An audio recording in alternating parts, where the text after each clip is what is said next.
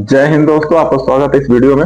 दोस्तों, इस वीडियो में हम बात करने वाले हैं कि ऐसी कौन सी गलती है जो तैयारी करने वाले बच्चे करते हैं जिसके वजह से उनका सिलेक्शन नहीं हो पाता है, या फिर कहें तो कोई भी एग्जाम नहीं निकलता है और वो अपने लक्ष्य से वंचित रह जाते हैं और उनका सपना अधूरा रह जाता है नौकरी पाने का, और माँ बाप का सपना पूरा नहीं कर पाते हैं।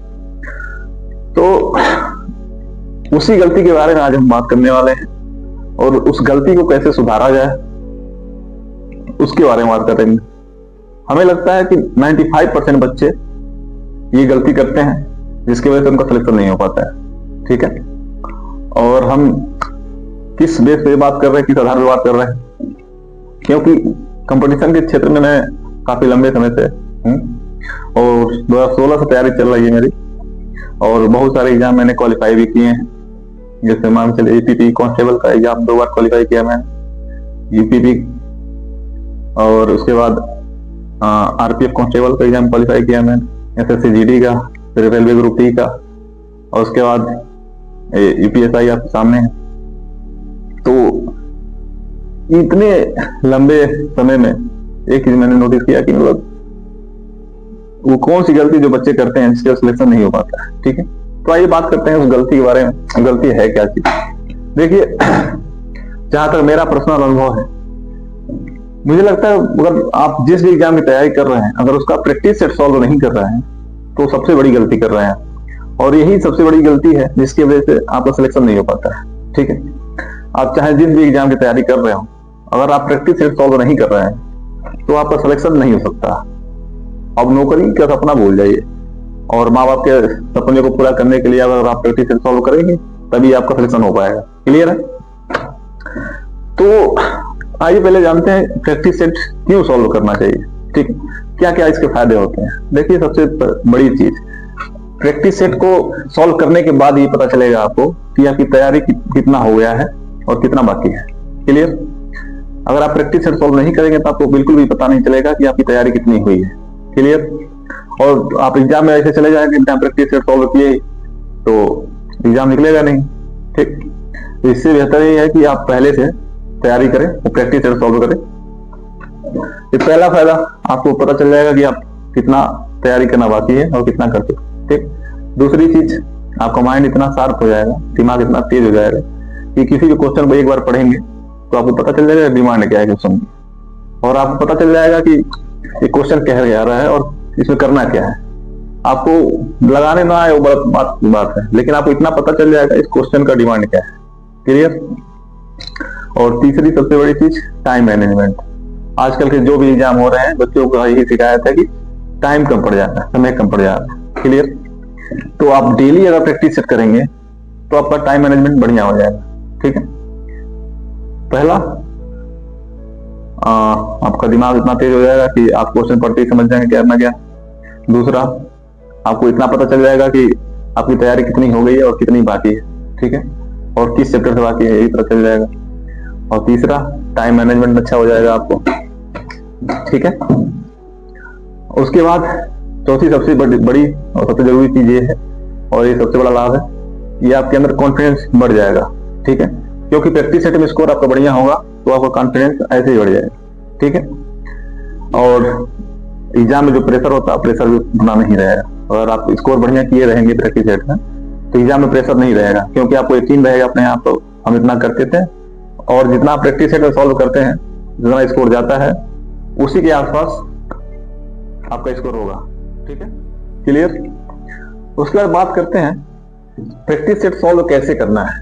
ठीक है, देखिए, आप चाहे जिस भी एग्जाम की तैयारी कर रहे हो, जैसे मान लीजिए यूपीएसआई की तैयारी कर रहे हैं आप, तो 160 प्रश्न होते हैं, 40 मैथ, 40 रीजनिंग, 40 जीएस, 40 हिंदी का। ठीक है, तो आपको जब स्टार्ट करना है तो 1 नंबर से लगा के स्टार्ट करना और 160 क्वेश्चन तक जाना। आपको बीच में आपको किसी भी क्वेश्चन पर ज्यादा समय नहीं देना है। ठीक है, और जो क्वेश्चन जल्दी लग जाते हैं उसको सॉल्व करके टिक मारते हुए निकल जाना है। और आपको लगता है कि अगर किसी क्वेश्चन पर टाइम दिया जाए तो क्वेश्चन आप सॉल्व कर सकते हैं तो उसको गोला कर लीजिए, या फिर अगर ऑनलाइन दे रहे हो तो मार्क रिव्यू कर लीजिए। बाद में जो टाइम बचता है उस टाइम में बस उसी क्वेश्चन को आपको देखना रहेगा जो क्वेश्चन आप मार्क किए रहेंगे। क्लियर? इससे आपको क्वेश्चन ढूंढने में दिक्कत नहीं होगी। आपको लगता है अगर ये सॉल्व हो जाएगा, उसको टाइम लगेगा, तो उसको बाद में करिए, ठीक है? पहले आसान आसान वाले क्वेश्चन आप कर लीजिए, ठीक है? और पहले अटेम्प्ट में आप कोशिश यही करिए कि मतलब जितना भी हम मारे सही मारे। 160 में 100 110 करते हैं, लेकिन सही करिए पहले अटेम्प्ट में। उसके बाद जो क्वेश्चन आप छोड़े बाद में करने के लिए, उसको करिए, क्लियर? दूसरी चीज है कि स्टॉप वॉच, मतलब टाइम लगा के प्रैक्टिस सेट सॉल्व करिए, ठीक है? ये नहीं करना है कि जैसे मान लीजिए आधे घंटे किए, उसके बाद आप थोड़ा पानी पी लें, थोड़ा खाना खा लें, थोड़ा मोबाइल देख लें। ये सब नहीं होना चाहिए।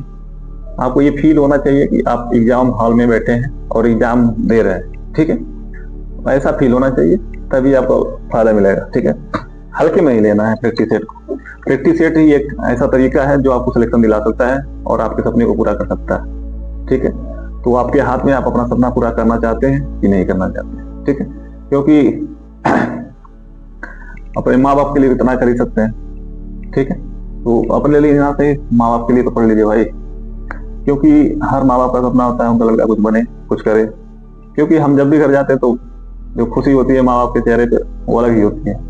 और गर्व के साथ वो लोग कहते हैं कि हमारा लड़का ये करता है, यहाँ है, इस पोस्ट पे है। तो खुशी को देखने के लिए भाई करिए आप लोग ऐसा, ठीक है? और उसके बाद ये दो चीजें हो गई। जब प्रैक्टिस सेट आप सॉल्व कर लेते हैं, उसके बाद सबसे जरूरी चीज जो है वो है एनालिसिस करना, ठीक है? तो प्रैक्टिस सेट सॉल्व किए हैं, जैसे मान लीजिए 2 घंटे का है तो आप कर लीजिए, ठीक है? और टारगेट बना के रखिए कि मतलब 2 घंटे का है तो 1 घंटा 40 मिनट में हम कर लें, ठीक है? जितने कम टाइम में करेंगे आपको बेहतर होगा, उतना बढ़िया रहेगा। क्योंकि टाइम में एग्जाम में टाइम कम पड़ जाता है, ठीक है? तो कम में आप प्रैक्टिस किए रहेंगे तो 10-20 मिनट बच ही जाएगा आपका, ठीक है?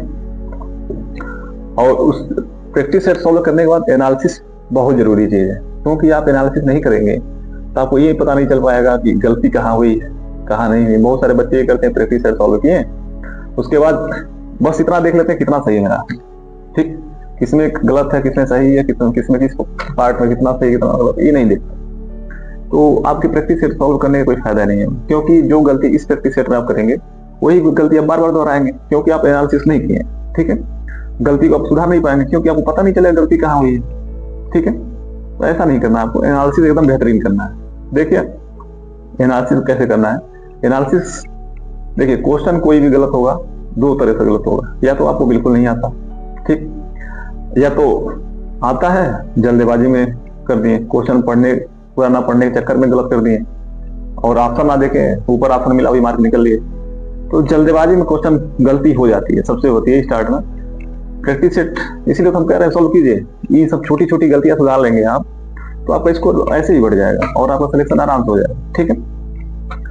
तो देखिए, या तो आपको नहीं आ रहा बिल्कुल, अब नहीं आ रहा तो इतना तो पता चल जाएगा देख के कि किस चैप्टर का क्वेश्चन है, ठीक है? अगर नहीं आ रहा तो उसको पढ़ लीजिए, और आप गलती से गलती किए हैं क्वेश्चन तो उस गलती को सुधारिए। या तो देखिए, बच्चे क्या करते हैं, जल्दबाजी में पूरा क्वेश्चन नहीं पढ़ते हैं और ऑप्शन नहीं देखते पूरा, ठीक है? तो इस वजह से गलत हो जाता है काफी क्वेश्चन। 2-4 क्वेश्चन गलत होने का मतलब आप बहुत पीछे हो जाएंगे, ठीक है?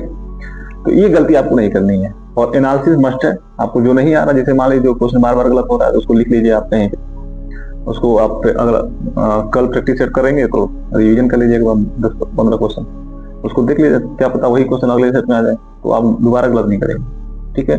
और एक चीज और होता है, अगर जो क्वेश्चन आपको गलत कर दिए और आप बैठ के उसको सॉल्व कर लीजिए बाद में, या एनालिसिस कर लिए बढ़िया से, तो वो चीजें भूलते नहीं है, क्योंकि जो गलती आप किए रहेंगे वो भूलता नहीं है, ठीक है? ये ज्यादा फायदा होता है, ठीक? तो ये हो गया कैसे आप प्रैक्टिस सेट सॉल्व करें, एनालिसिस कैसे करें, ठीक? उसके बाद ये प्रैक्टिस सेट कहाँ से करें, ठीक है? आजकल मतलब ऑनलाइन इतना चीजें आ गया है। देखिए, टेक्स्ट बुक ऐप है, टेक्स्ट बुक ऐप है, दुनिया भर का प्रैक्टिस सेट है हर एग्जाम का। इंडिया में जितना भी एग्जाम होता है सभी, हमें लगता है सभी एग्जाम का प्रैक्टिस सेट है।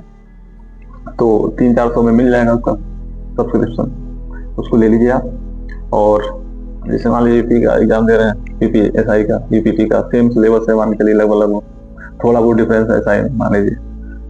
तो प्रैक्टिस सेट आप दोनों सॉल्व कर लीजिए, क्योंकि दोनों हो जाएगा तो और बढ़िया है, और तैयारी अच्छी रहेगी तो दोनों हो जाएगा, और नहीं अच्छी तो कम से कम एक में तो हो ही जाएगा, ठीक है?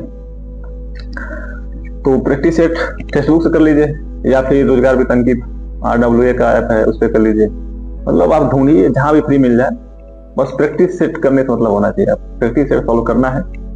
ठीक, उसके बाद बात आती है कि प्रैक्टिस सेट कितना करना है। ठीक, देखिए मेरा मानना यह है कि आप भले दिन में पढ़ाई करें ना करें, आपको टाइम मिले ना मिले, लेकिन प्रैक्टिस सेट के लिए आपको टाइम डेली निकालना है। ठीक है, अगर आप कलेक्शन लेना चाहते हैं, नौकरी लेना चाहते हैं, तो आपको डेली कम से कम एक प्रैक्टिस सेट को फॉलो करना ही करना है, फुल टेस्ट। ठीक है, मतलब ये नहीं बस हिंदी कर लिए, मैथ कर लिए, ऐसा नहीं। 160 नंबर का आता है तो पूरा फुल टेस्ट देना है आपको, एक प्रैक्टिस सेट जरूर फॉलो करना है। ठीक है, उसके बाद उसको एनालिसिस कर लीजिए कितना सही हुआ कितना गलत हुआ। ठीक, और कब तक करना है? जब तक आपको सिलेक्शन मिल नहीं जाता। क्लियर? देखिए अगर इतनी सारी बातों को ध्यान में रखेंगे आप तो सिलेक्शन कंफर्म हो जाएगा। और रही बात सिलेबस कंप्लीट करने की, तो 2 घंटे का टाइम लगता है। मान लीजिए आधा घंटा लग जाए, एनालिसिस करने में 1 घंटा लग जाए, प्रैक्टिस सेट के लिए मान लीजिए 3 घंटा निकाल लीजिए आप। उसके बाद जो 5-6 घंटे टाइम बचेगा उसमें पढ़ाई करिए ना, अपना सिलेबस कंप्लीट करते रहिए, कोई दिक्कत नहीं। लेकिन फायदा ये होगा प्रैक्टिस सेट फॉलो करने से कि आपको पता चल जाएगा हमारी कमजोरी कहाँ है, उस कमजोरी को दूर करिए, उस कमी को दूर करिए, आपका स्कोर ऐसे ही बढ़ जाएगा। आप अगर यकीन नहीं हो रहा तो आप 1-2 महीने करके देखिए, उसके बाद आप खुद बताएंगे हमें कमेंट करके कि कितना रिस्पॉन्स मिला इसका, कितना अच्छा रिजल्ट आ रहा है। ठीक है, अभी देखिए अभी टाइम है, क्योंकि 2025 में भर्ती जरूर आनी है, यूपीपी कांस्टेबल की और यूपीएसआई की भर्ती जरूर आनी है। तो हमारी यही सलाह रहेगी, आप तैयारी इतना बेहतर करिए कि दोनों एग्जाम निकाल लें आप। ठीक है, और देखिए बहुत सारे बच्चे कमेंट में पूछते हैं कि सर वैकेंसी कब तक आएगी कि जाएगी। देखिए हमारा सबसे पहला ये है कि आप इतना तैयारी कर लीजिए कि अगर आज एग्जाम करा दिया जाए तो आप आज निकालने की क्षमता रखें। ठीक है, आप भर्ती का इंतजार मत करिए, पहले आप अपने आप से ये पूछिए कि तैयारी आपकी बेहतर हो गई कि नहीं हो गई। अगर आज एग्जाम करा दिया जाए तो क्या आप क्वालिफाई कर जाएंगे? ठीक है, तैयारी देखिए आप पास होने के लिए मत करिए, जैसे कट ऑफ देख के तैयारी कभी करना ही नहीं चाहिए, हम तो कभी नहीं किए। आप देखिए 160 प्रश्न है तो हमें 160 में 60 कैसे करना है, समझ रहे हैं बात हमारी? आप टारगेट 160 को 60 बनाएंगे तो आराम से आप पास हो जाएंगे, आराम से, कोई दिक्कत नहीं, नौकरी मिल जाएगी। आप प्रयास यही करिए कि 160 में 60 हमें करना है। ठीक, कम का टारगेट बनाएंगे तो बॉर्डर पे छट जाएंगे आप। हमारा देखिए हमेशा से फंडा ये रहा है कि आप चाहे जिस भी एग्जाम की तैयारी कर रहे हैं और जो भी एग्जाम दे रहे हैं उसमें इतना नंबर ला दीजिए कि बाद में टेंशन ही ना रहे कि कट ऑफ कितना जाएगा। एग्जाम दे के आइए, निश्चिंत हो जाइए और आराम से इसके लिए तैयारी करिए। ठीक है, तो टारगेट ये होना चाहिए, कट ऑफ देके तैयारी मत करिए। रिक्वेस्ट आप लोगों से, 160 प्रश्न है तो 160 में 60 क्यों नहीं कर सकते आप लोग? बिल्कुल कर सकते हैं, बस उसके लिए मेहनत ज्यादा करनी पड़ेगी आपको और प्रैक्टिस सेट ज्यादा फॉलो करना पड़ेगा। ठीक है, तो अभी मेहनत कर लेंगे तो आगे की लाइफ अच्छी कटेगी। ठीक है, अपने हिसाब से कटेगी। अगर नहीं करेंगे मेहनत तो फिर वही है, फिर समझ लीजिए आप लोग क्या करना है। समझदार है आप लोग, दुनिया देख ही रहे हैं। ठीक है, तो ये सब चीजें फॉलो करिए और आप अगर भाई बहन तैयारी कर रहे हैं तो उनको वीडियो शेयर कर दीजिए, अगर अच्छा लगे तो लाइक कर दीजिए, और कोई समस्या अगर है तो कमेंट में जरूर लिख दीजिए। अगला वीडियो उस टॉपिक में हम बना देंगे और हमारे लिए जो सेवा होगा हम कर लेंगे, कोई दिक्कत नहीं है। देखिए रात में ड्यूटी है लेकिन हम ऐसे टाइम निकाल के वीडियो बना दिए, तो बस करने का वो होना चाहिए, जुनून होना चाहिए अंदर, आदमी टाइम निकाल ही लेगा। ठीक है, आपका कैरियर आपके हाथ में है और माँ बाप के जीते जी अगर नहीं आप लोग कुछ कर पाए, कुछ सफल नहीं हो पाए तो क्या फायदा? माँ बाप के ना रहने के बाद सफल होने का क्या फायदा? समझ रहे हैं आप लोग? क्योंकि माँ बाप ये ऐसे हैं जो आपकी तरक्की को लेके खुश होते हैं। ठीक है, बाकी आस पड़ोस के लोग, गांव के लोग तो बस जलते हैं, बस आपके मुंह पे कहेंगे अरे बाबू करिए, अच्छी बात है, लेकिन पीठ पीछे बुराई करेंगे। ठीक है, हमारे साथ ऐसा हुआ है, सबके साथ ऐसा होता है। ठीक है, तो गांव वाले अगर मजा ले रहे हैं, यार दोस्त मजा ले रहे हैं तो लेने दीजिए, बस उनसे ही कि ये समय बताएगा। ठीक है, और समय सबका जवाब देता है। ठीक, तो मजा लेने वाले हर जगह हैं, उस चीज को मोटिवेशन बनाइए। अगर कोई मजा ले रहा है तो आप ठान लीजिए करके दिखाना है, जो लोग मजाक उड़ा रहे हैं उनसे तारीफ करवानी है अपनी। ठीक है, इतना ठान लेंगे तो सिलेक्शन अपने आप हो जाएगा। ठीक, तो मिलते हैं अगले वीडियो में, और माता पिता का सम्मान कीजिए, अपने बड़ों का सम्मान कीजिए। ठीक, तब तक ले जय हिंद।